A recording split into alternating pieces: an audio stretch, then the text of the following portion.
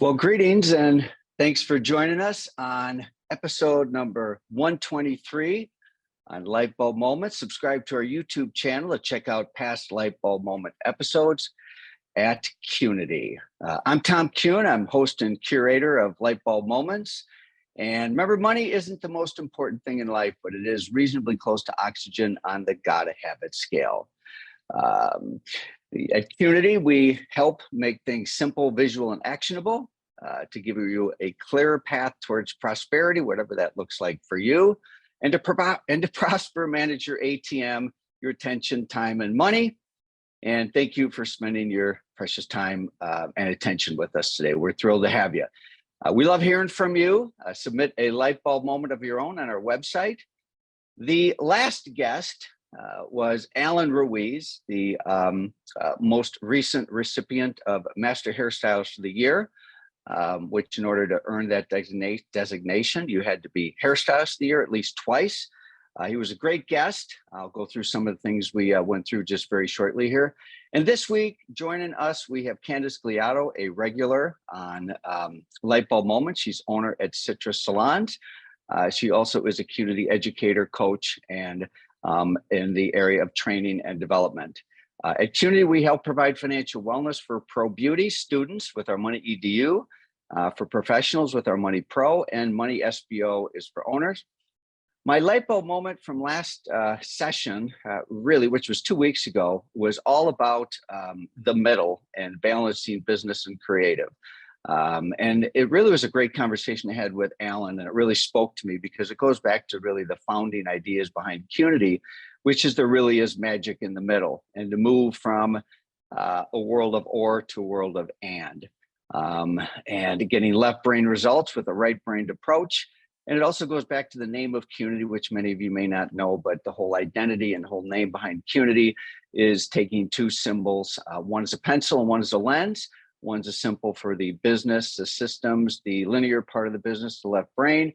And then the camera lens is a symbol for creativity, visual communication, and sort of the non-systematic and linear part of the business. If you put them together, you get the letter Q, which forms the letter or forms the word Qnity. So Alan talked about swinging the pendulum, making sure that if we're too heavy on the business systems, we bring it back to the middle, or if we're too heavy on the creative side, we bring it back to the middle.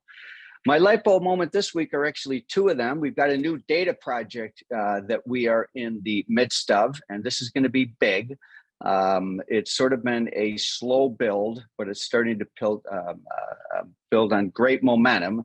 And essentially what it is it's completely upgrading something that we've been doing for years, which many don't even know about, is weekly tracking of our clients and other weekly tracking mechanisms and using 13-week cycles.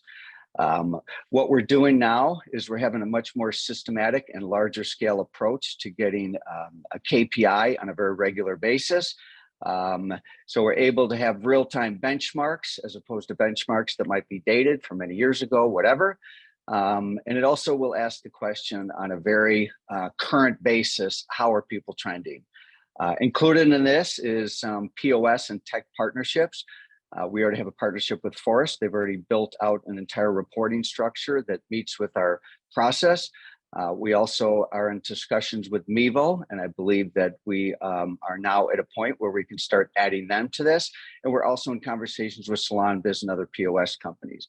Our intent is to really build data to a whole nother level as a great supplement to the other data projects we work on, such as compensation.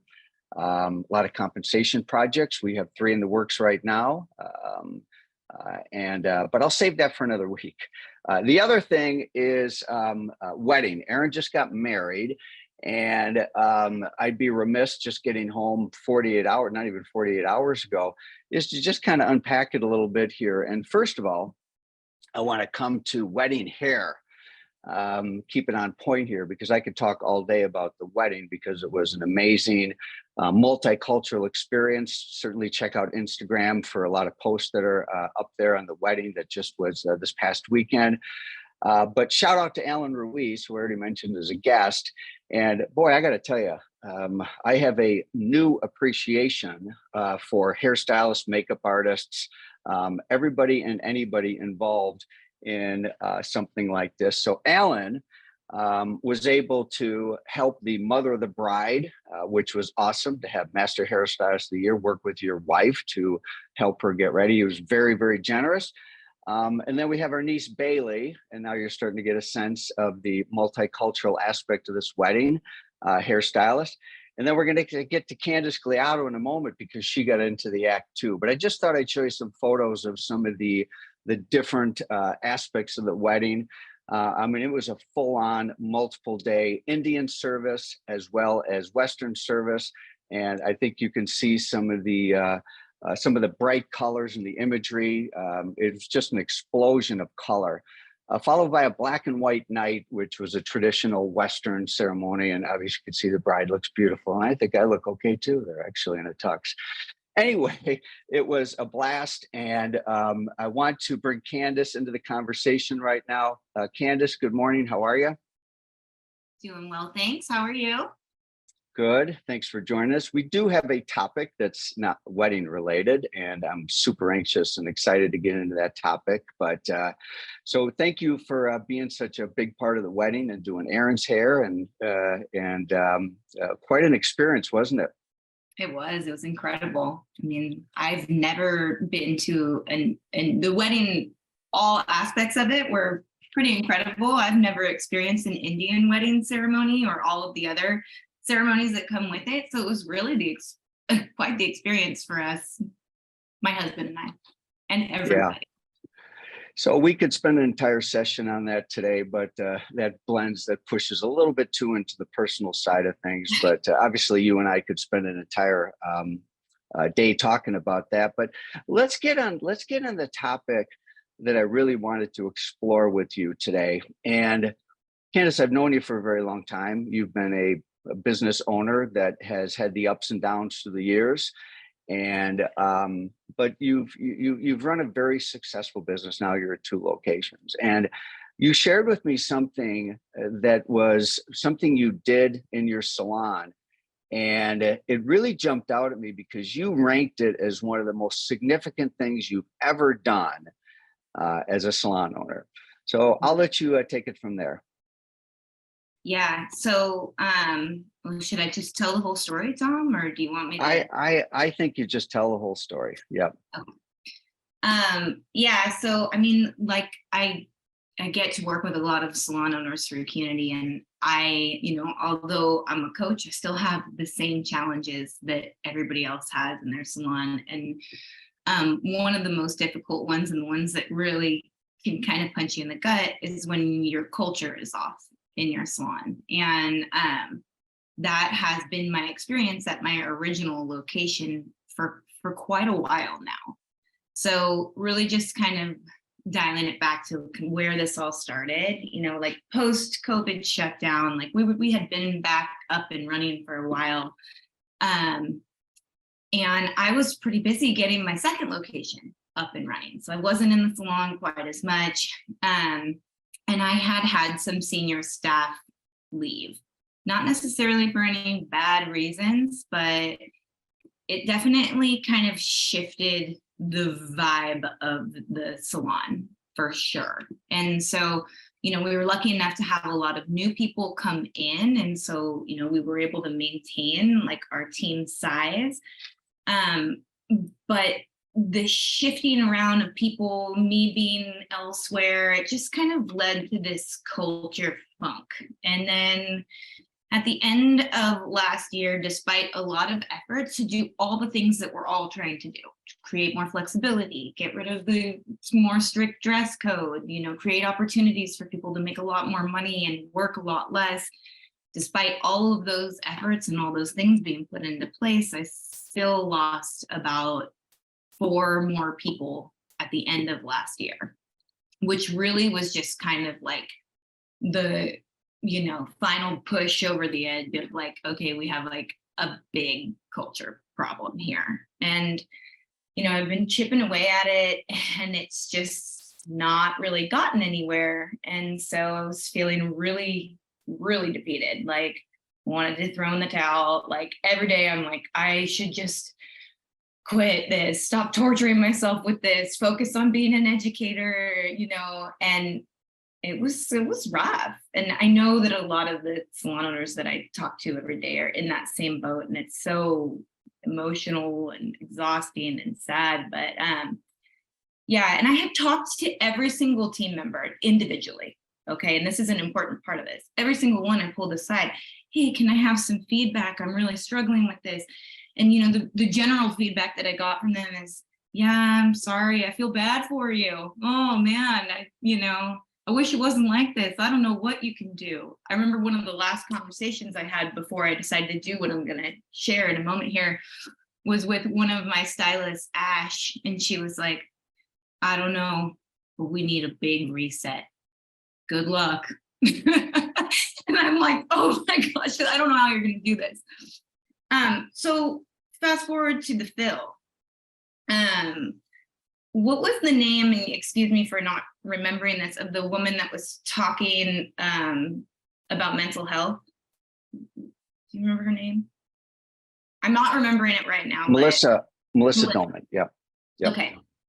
So she spoke and she said something that really stuck with me and my GM Ashley, which is like, hey, like, you're human too. Your mental health matters. You don't have to have all the answers to everything at all times. And, it's okay to say that to people. It's okay to just get on their level and say, look, I don't know. And so between her share and the actual roundtables that were done, these like facilitated, really thoughtful conversations that allowed people to really be vulnerable, I thought, this is what I need to do with my team, is have a conversation like this. And I've heard from a lot of salon owners about them trying to have this type of conversation, and it's been referred to as like, I'm going to have a come to Jesus with my staff, or, I'm just going to sit them down. And I didn't want to attack anybody or, make anybody feel bad for me, or even unintentionally come off as like manipulative. I wanted to be really, really transparent and really authentic. And so I really sat down. I thought, I need my team to know that I am trying the hardest I can. And I need to tell my team that I am willing to own that I may have failed them. And not over and over again, but unintentionally, I may have done the wrong thing. And just say, I'm trying, I'm human, but I may have messed up, and I need your help to get this back on track. And so I warned them ahead of time that we were going to be having, a different type of team meeting. Typically we did like, slide deck, presentation, workshops, kind of things that mirror some of the workshops that we do at Qnity, fun stuff, but I needed to shift for this. So I set up our tables in a circle. We went in a different area of the salon that's a little bit more quiet. And I just started out by having a very vulnerable moment with them. And I prepared myself. I had notes because I didn't want to mess up what I was going to share. And then I told them, I said, I have notes about what I'm about to say because I don't want to mess it up. So this doesn't mean it's not real. It just means it's serious, and I want to be really clear. So I actually used the 3 C's to share the things that I was feeling. And so, starting with closure, like, hey, here's the thing, like, we lost a lot of people. I know that the culture is not good. I'm not in denial of that, and everybody seems, angry or upset or dissatisfied in some sort of way. And I feel that way too. I feel really defeated. I genuinely feel like I can't keep doing this like this. And it's kind of sucking the life out of me. And if I have ever made you feel that way, I am so, so sorry, And so, I get emotional a little bit talking about it, But anyway, so I told them, I said, what I want moving into clarity is like, I want to recover what used to make me feel really proud of Citrus, which is our culture, and like how much people really enjoyed being there. And so I asked him, are you willing to work on this with me?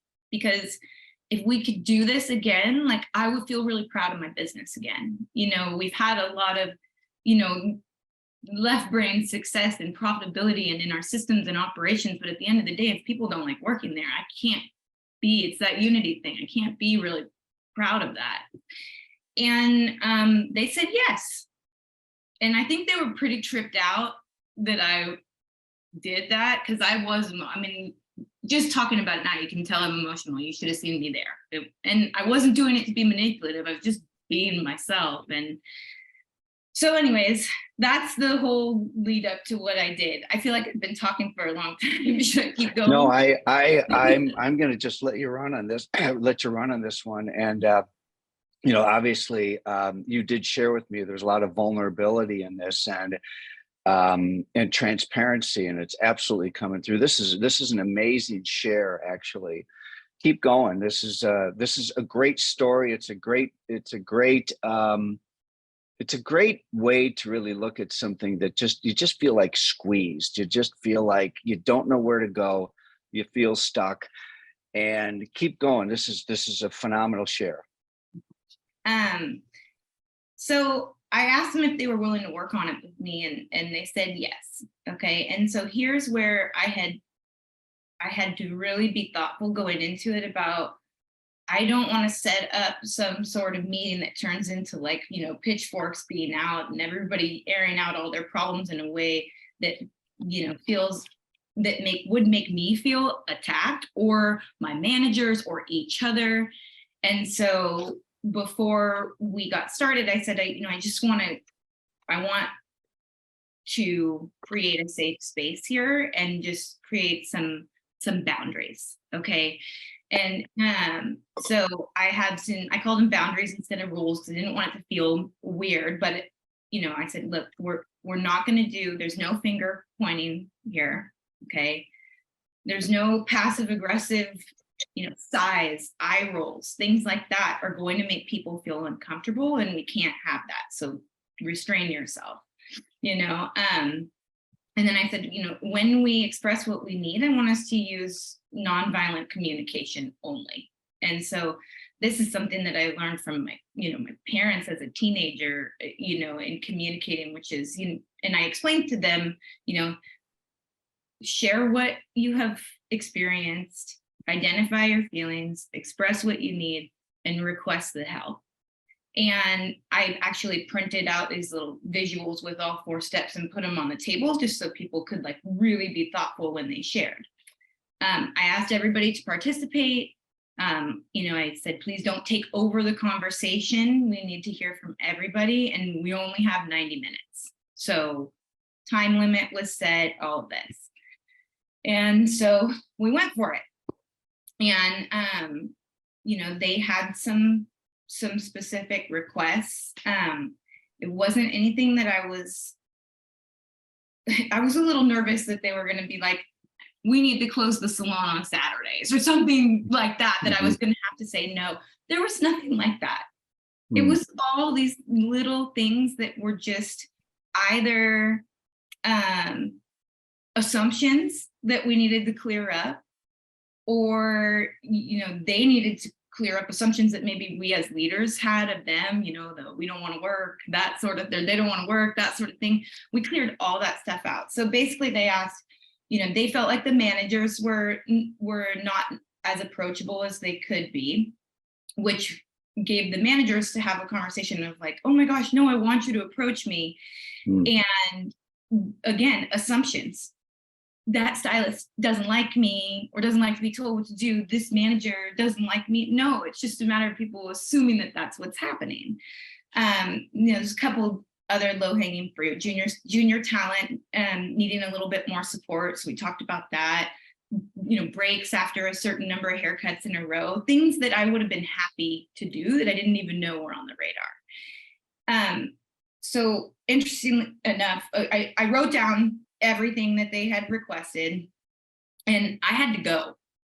Like I actually had an appointment and I had to leave, and Ashley had to go too. And we both walked away, without a ton of closure from this meeting.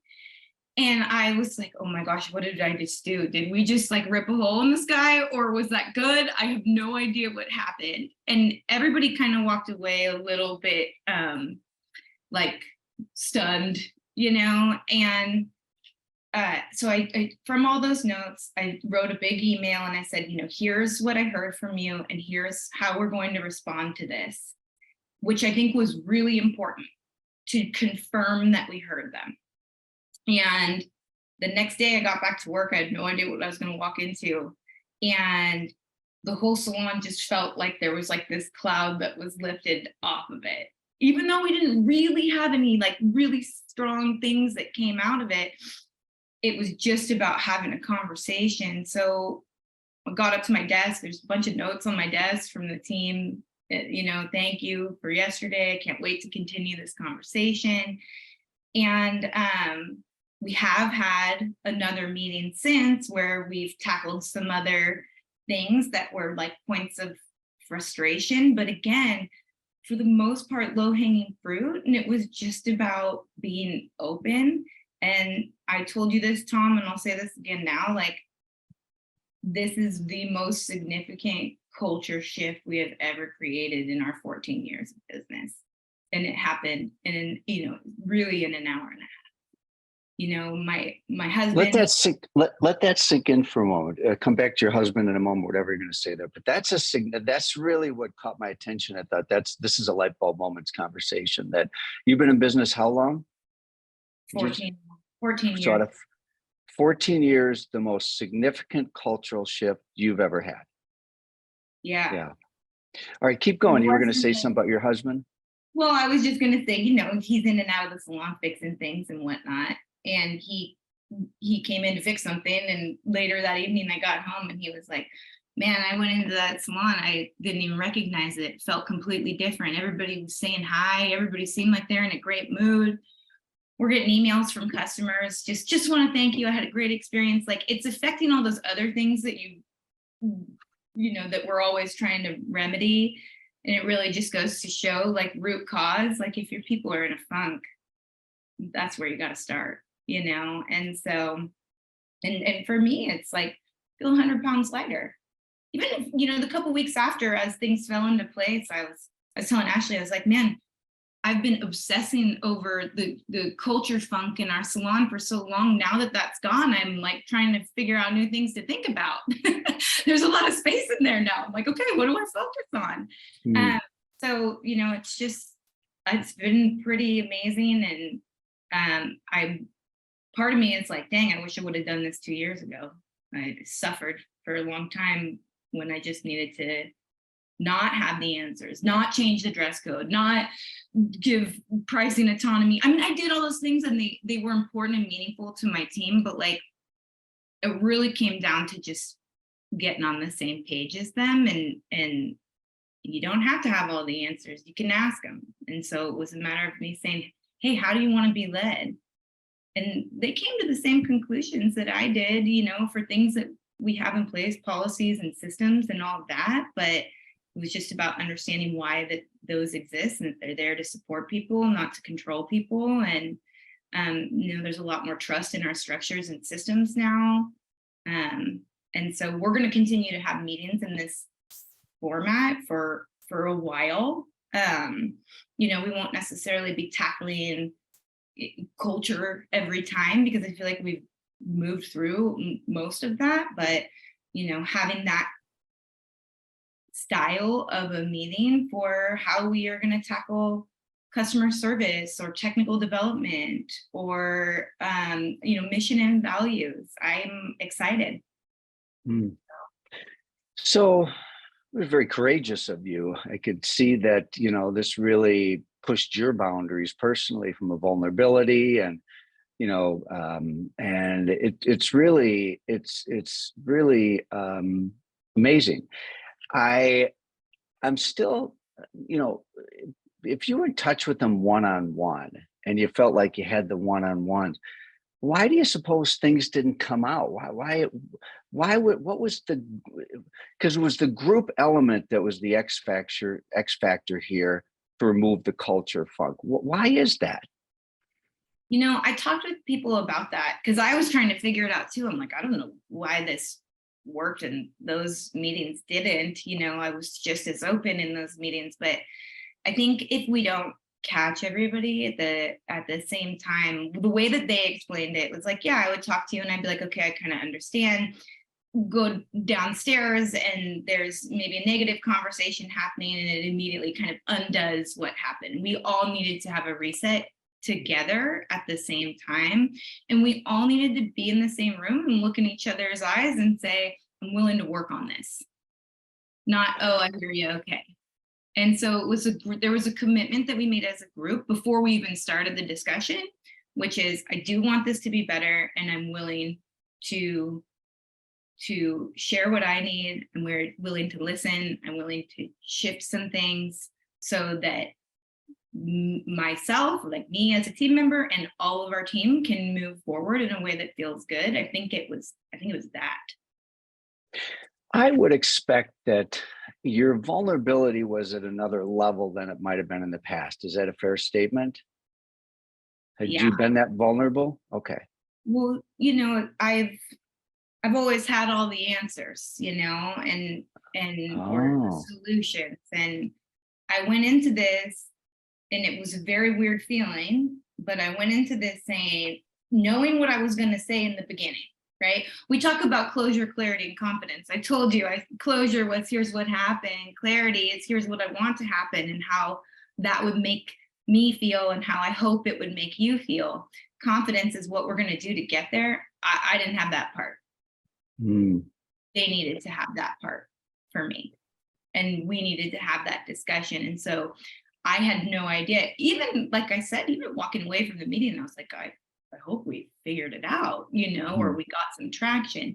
And so it was about figuring out what to do next together that made the difference. But also that was the scariest part for me because I didn't know what was going to come up.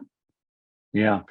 The vulnerability obviously was an important factor. The boundaries that you established at the very beginning had to be a very important factor, so it didn't get off the rails. Mhm. And I think you've had some conclusions since. You've had some perspective, about how people want to be led and meetings. And so what shifted as we really kind of look forward and really help guide others that might be in a cultural funk like that? Yeah, I think meeting wise, like, a few years ago, I would put on like a full circus of a workshop. I mean, food, desserts, decorating the tables, all of these things. And and big presentation activities, all of this, things that we love. I love those things. But if you're not in a good place, those things can almost be received as like annoying. Right. And so that was a big thing to realize is like, hey, I can't pretend everything's fine when it's not. Like, I have to really get down to the bottom of this. Now, that's one reason why I wanted to shift the style of the meetings. But the other thing that I learned after doing it is like how important transparency is. There is overall, there is kind of a lack of trust in leadership right now. I mean, and this goes all the way up, politicians, all these things. There's a lack of trust in leadership, and there's an assumption that maybe people who are leading do not have the best intentions. And so, before, with things that needed to be maybe didn't need to be explained. Here's why here's the policy. Now we're creating a policy for this because of all of these things. Before, that felt like too much information to give, like I was going to bore people with it. What I'm learning is that my team needs to know why everything is the way that it is so that they trust the system that is used to uphold or to resolve certain things. And so that was a really big one. And then also involvement.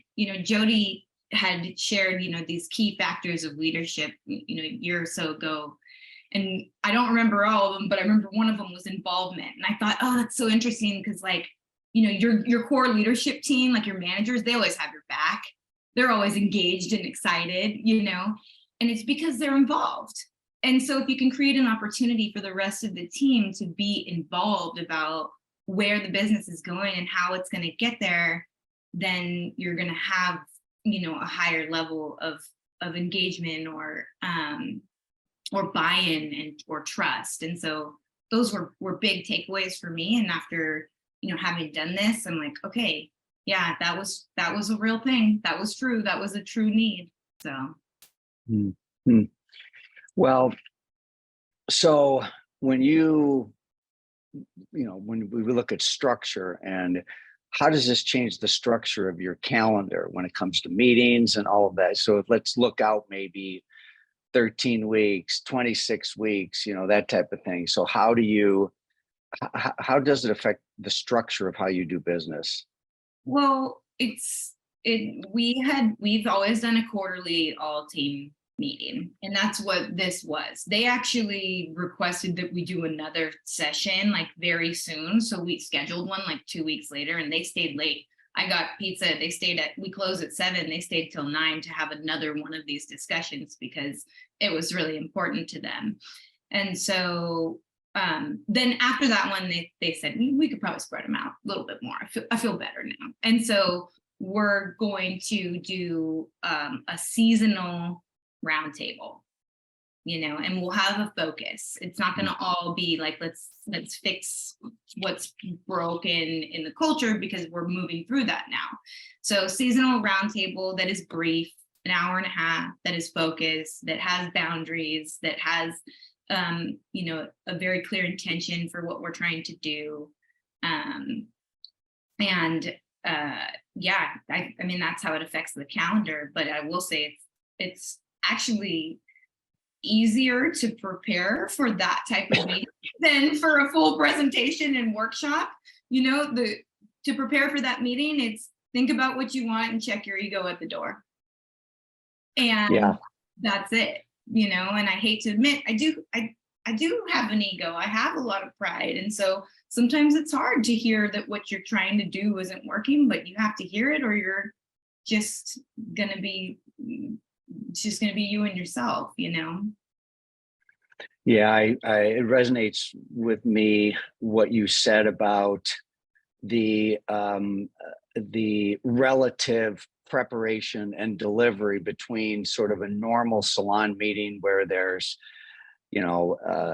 presentation, there's slides, there's education, there's food. I mean, there's a lot of moving parts to have an engaging, meeting. Whereas this is just, make sure that you are, facilitate really well, and make sure that you've got the boundaries and all of that. But truly, if you have the facilitation skills, if you have the boundaries, if you have a structure around it, it's a heck of a lot easier than preparing like a full-blown workshop-driven salon meeting.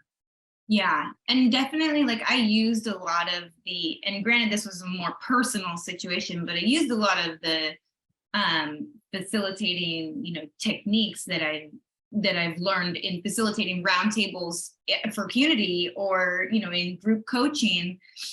I used a lot of that. Like, I think when I first started doing that facilitation for Qnity, I was always nervous to interject, right? Or to stop something that was getting out of control, because I didn't want to come off rude. But I've learned how to do that in a way that's well received. And so, no finger pointing was one of our boundaries. And somebody brought up an individual, and I was able to say, whoa. And she was like, sorry. But it wasn't, she didn't feel scolded, because the boundary was set ahead of time. And I knew how to Tom, you taught me that, Tom. Put your hand up. Hold on, and so that's what I did. Yeah. Yeah. I think it's really a great share and a great Lightbulb Moments episode. We've talked so much about the business aspect, the data studies, all of that.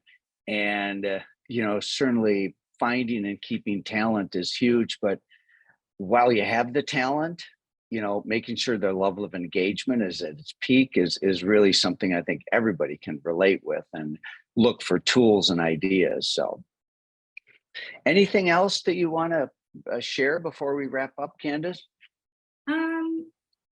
You know, no, not necessarily. I think I shared it all, and just to be really honest, this is new. This has been going on for a couple of months now, and we're going to continue to work this way. And so I might have more to share later, but for right now, it just feels like, as complex as it is, it was that simple. I don't know how to say it any other way. Just about admitting that you're human and that you're working with humans, and acknowledging and creating space for how everybody feels. So Joe Deanda asked a question here. He asked, what were the 4 points of expressing yourself that you shared? Again, is what the question is. If you look up, I'll share them, but if you Okay. wanted to read a little bit more about it, it's called nonviolent communication, or NVC. It's pretty popular subject, but it is let's see, it is expressing sharing your observation or observing what has happened, expressing your feelings, so how that made you feel, and then requesting what you want to change because of your need for blank. And so I have a little visual that I could send you, Joe, if you want. But Very good.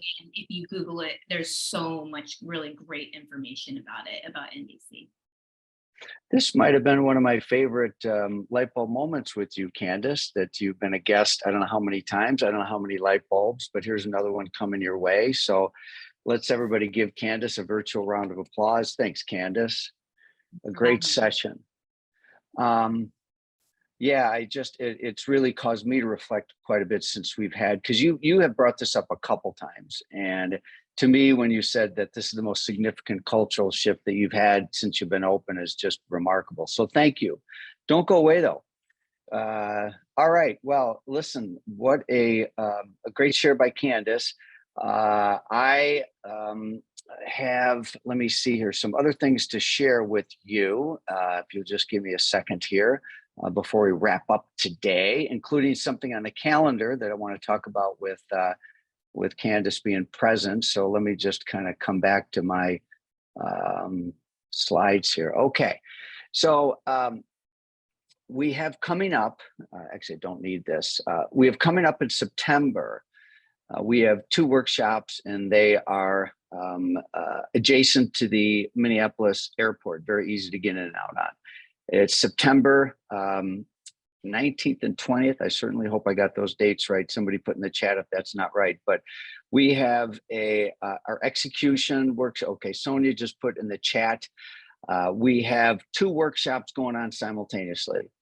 We have our execution workshop. The first time we did it was the end of June, and it was unbelievable. It's really the most buttoned down version of use of our tools to get things done. The feedback was tremendous in June, so we already added another date, and it's in September, and it is in the chat for that. It's called Execution SBO, and that's going to be led by Heath Smith. Simultaneous, we'll have our profit, 2-day profit program, which we call Money SBO, that will be led by Candice.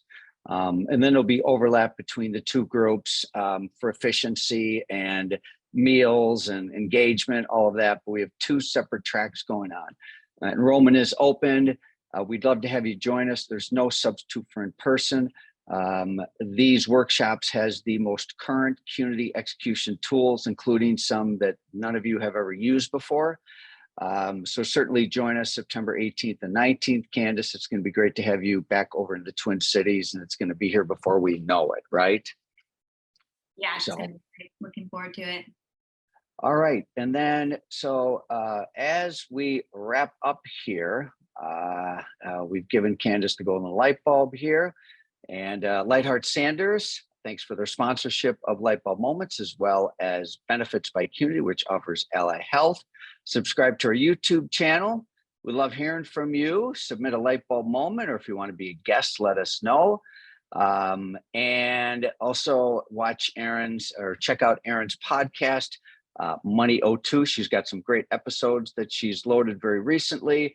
And a lot of gratitude for all of you that joined us this week. We took a couple weeks off, and always love these Wednesday sessions. So I wish all of you a great rest of the week. We'll be back with you live next Wednesday at 10 a.m. Central Time. Thanks again to Candice Gliatto. Thanks again to the Qnity team for helping to produce this. And most importantly, for all of you that joined us, whether you're live with us or you're watching the YouTube episode, we thank you. And we'll see you very soon. Thanks again. Bye now.